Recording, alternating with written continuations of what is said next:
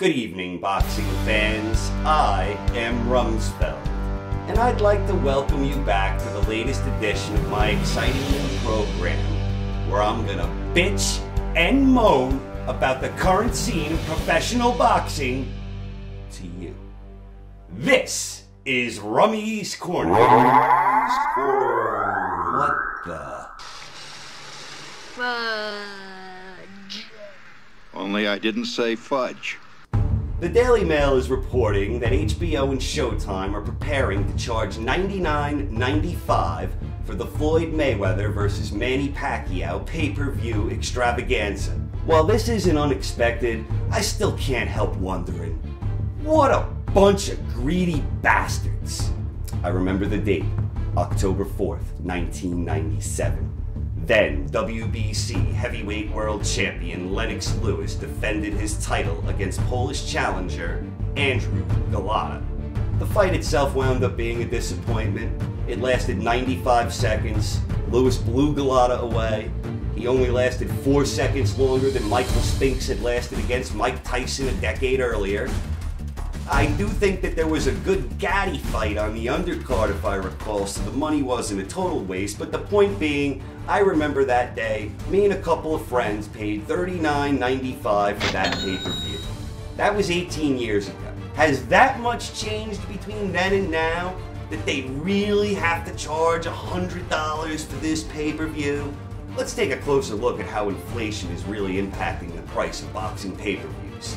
As you see in the following products, here is their price from October 97, and here is the current price of those same products today. As you can see, the only one that boxing pay-per-view is keeping pace with is Big Oil. Big surprise.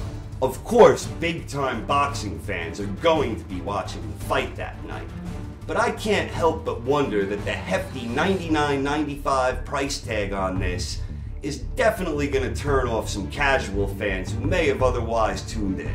I just think this whole thing with pay-per-views is getting a little ridiculous, and I think these guys are being a little greedy. They make us wait 5 years and now they charge us $100? I've already had friends complain to me about the outrageous rumors regarding the price tag of this fight.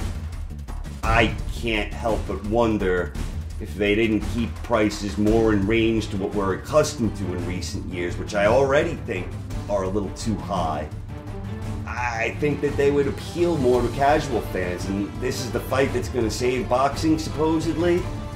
I don't know how you do that without including the casual fans, and I think this price tag scares them off. And now for my final thought. Despite the outrageous price tag on this pay-per-view fight, I'll be buying it.